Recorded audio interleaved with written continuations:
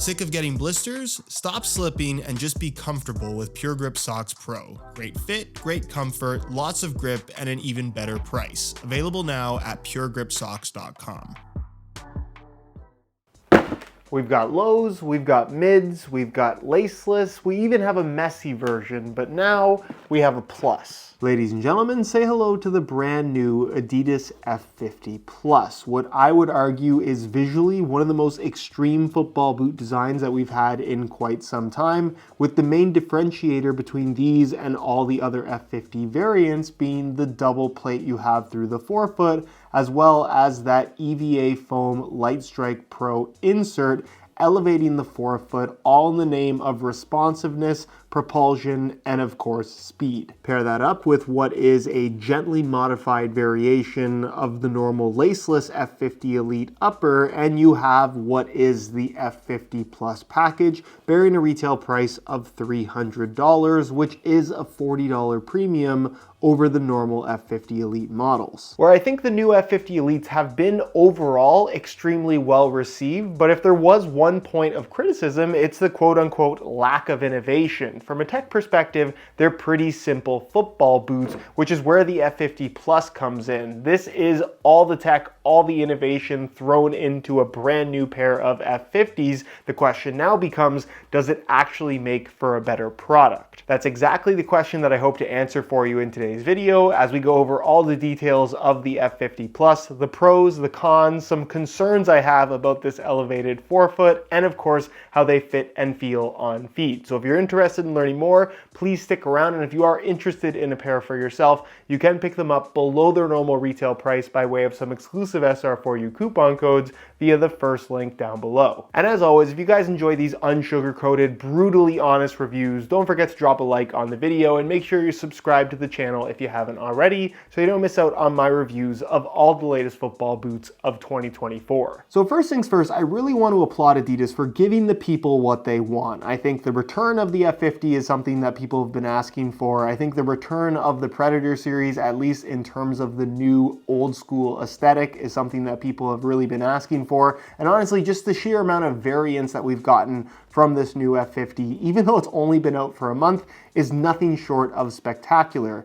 In the case of the F50 Plus, however, this is one that I almost think people have to view as a little bit of an experimental boot, because what they have here is extremely, I guess for lack of a better word, extreme in terms of its design, with this EVA foam insert on both the lateral and medial side of the forefoot. You can see it kind of cuts off through the middle. So it's just elevated on the sides, and then you have a double sole plate through the forefoot where you can see the orange that goes above the EVA foam, and then you have kind of a stud plate that sits underneath it, which is where the studs connect directly underneath it. From a design perspective, in the world of football boots, I can't say that we've ever had anything quite like it. Obviously, the comparison that I think a lot of people are going to want to make is with Nike and a lot of those zoom inserts that they have in the forefoot of sprinter spikes, running shoes, you name it, they've pretty much put it in almost all of their categories other than football boots. And I know a lot of people are going to want to compare this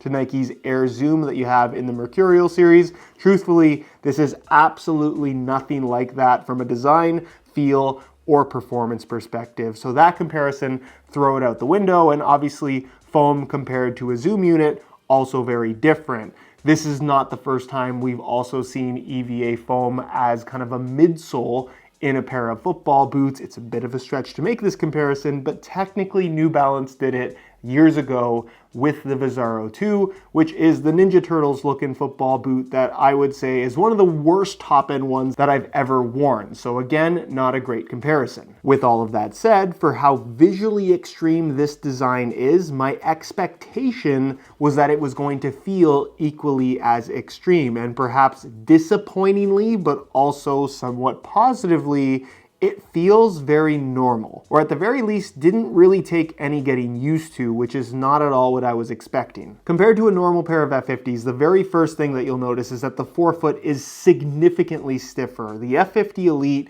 regardless of which one you go for, definitely trends on the more flexible side of things, which is something that people were really disappointed with coming from Crazy Fast and all these carbon plated boots that Adidas has been doing in the speed category for a number of generations now. That kind of comes back here with the F50 Plus, where this is arguably the stiffest forefoot they've ever had on a pair of speed boots, but not in such a way that feels uncomfortable or restrictive, because I think sometimes when you make a pair of football boots too stiff, the balance of responsiveness and just the boots feeling awkward becomes a bit of an issue. Not the case here.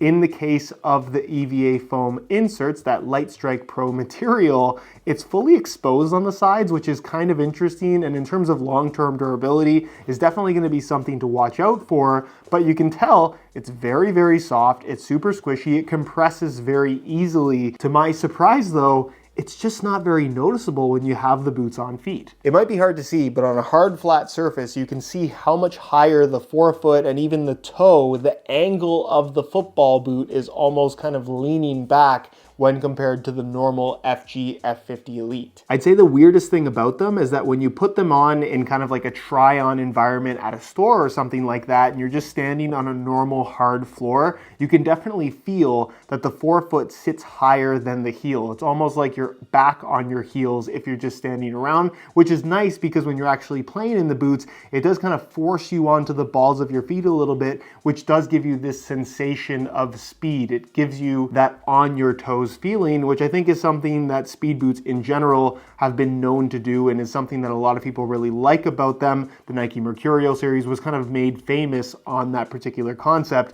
Not to say that these feel like a pair of Mercurials, but I think one of my main concerns is because of how soft this foam is when you just squeeze it with your fingers. I thought instability might be an issue. I thought your foot being higher in the forefoot compared to other football boots would potentially cause issues again with stability. But honestly, playing in these boots, I was so surprised. I could not feel it. I did not notice anything. It just felt like a normal pair of laceless F50s with a little bit of a stiffer sole plate, which is super underwhelming to say and perhaps something that you might view as a negative, but I think it's kind of a double-edged sword in the sense that I'm kind of glad that it doesn't feel terrible, because this is not a pair of football boots that I necessarily wanted to have to tear apart.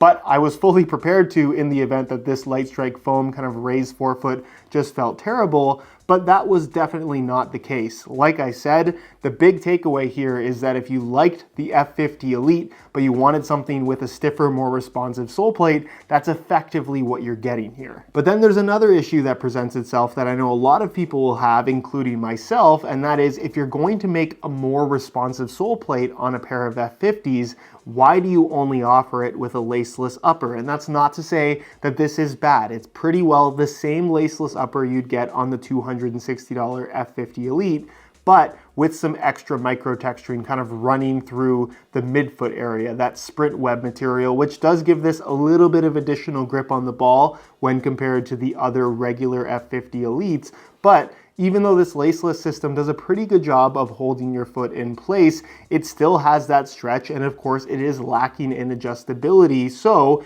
in the grand scheme of speed boots in general, it is lacking in responsiveness as well as overall lockdown, certainly if this laceless design doesn't work well for your foot type compared to other speed boots, including the cheaper F50 Elite with laces, which again kind of negates the reason to buy these, especially at that elevated $300 price point. Which again, I want to be clear in saying I really like the feel of. This is definitely one of the better laceless football boots, period, that Adidas have put out in the last several years. I really think this fiber touch material is super pliable, it's comfortable, the boots as a whole require very little break-in time, and if they fit your feet properly, which we'll talk a little bit more during the on-feet portion of the video, and you're into the whole laceless boot thing, I think there's a lot to like about these. But I think Adidas over the last several years surely had to have learned their lesson that when it comes to their top-end plus super elite model football boots that they've exclusively made laceless for so many years,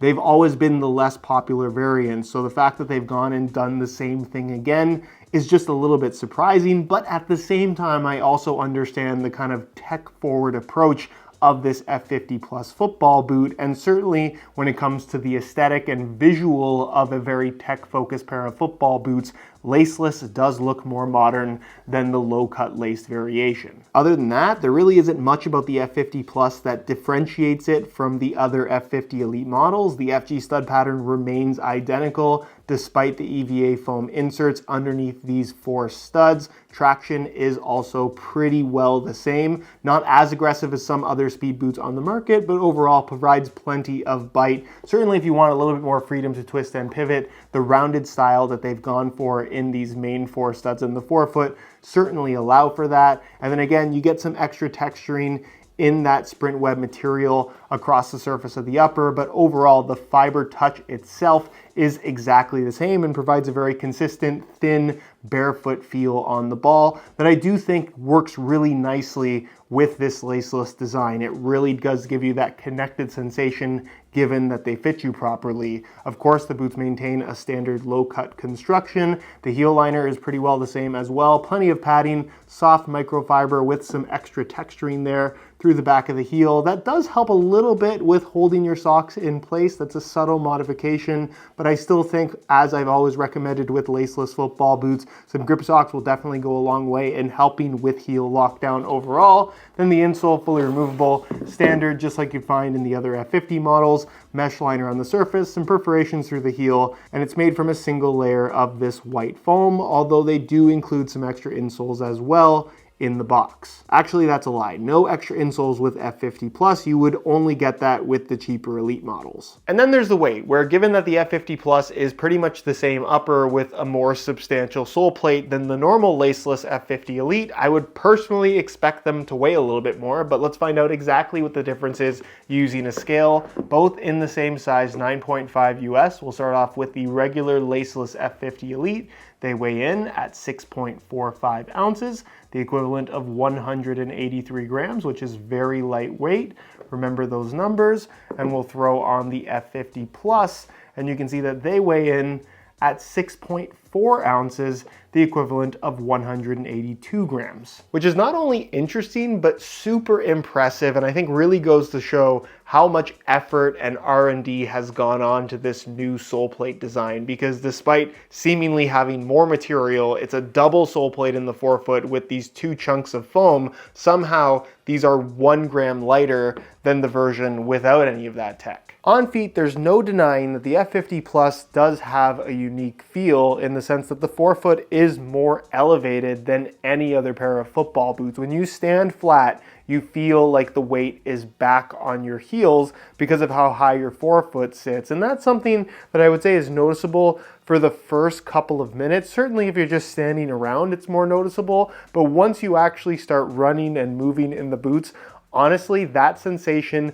completely goes away. At least it did for me, where I was able to play in these boots and really not think about the elevated forefoot whatsoever. From a stability standpoint, it wasn't an issue. And in terms of what you actually feel, there's really not any compression where you feel like you're sinking into the boot where that foam is really compressing. And it also doesn't really have that sensation of being super bouncy. It honestly just kind of comes across as a really nicely padded pair of insoles, I guess is the best way to describe it, where whether you want to consider it a good thing or somewhat of a disappointing thing, it's not as impactful to the experience as I was personally expecting, given how extreme the design actually is. Again, the sole plate definitely a lot stiffer than what you're going to find from the normal F50, and if you like that kind of more responsive, stiffer sole plate feel, you'll prefer this over the normal F50 Elite with its kind of plain Jane Sprint Frame 360 sole plate design. But overall, other than the slightly elevated forefoot that you get used to pretty quickly, there's not much about the F50 Plus from a performance standpoint that I can honestly say feels like a huge improvement over what you get from the less expensive F50 Elite. As far as the laceless upper is concerned, it's pretty much the same overall fit and shape as what you're gonna find from, again, the normal $260 variation. It's pliable, it fits really nicely. I think as far as shaping is concerned, they've done a really good job, but of course that prime knit across the top of the foot does still have that ability to stretch, which is great in terms of the upper moving with your foot, but certainly your heel is not as secure and your midfoot is not as secure, especially when making quick cuts and changes of direction. So in general, from a responsiveness standpoint, not to say that these are bad, but they're not as good as the laced versions of the F50s. And when you're comparing it to other speed boots in general with laces, I would say they're on the lower end of responsiveness in terms of what's out there, which again is a little bit disappointing, especially considering the $300 price tag. From a fit and width perspective, it's a snug fitting football boot. Obviously with a laceless design, you do lose out on adjustability. So for somebody with super wide feet, probably not a great option, but if you like that tighter overall fit, certainly if you've worn laceless boots before, I think these will work for most people. And as far as sizing is concerned, I'm wearing these in my usual size 9.5 US,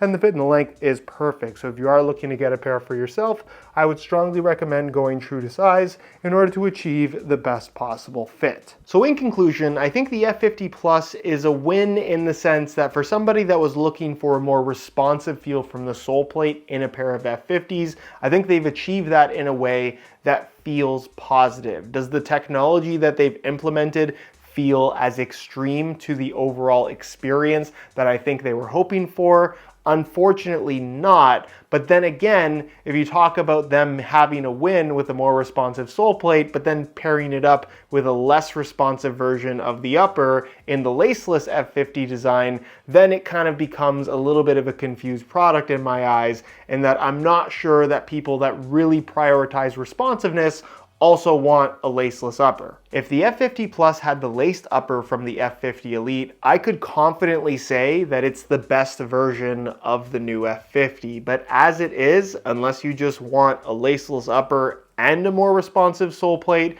there really isn't much of a reason to spend the extra money on the F50 Plus. Although I am really excited to see how Adidas builds on this Lightstrike foam insert sole plate technology, because I really do think it's something super unique in the world of football boots, and if they get it right, it legitimately could be maybe not a game changer in terms of performance, but certainly a game changer in terms of feel.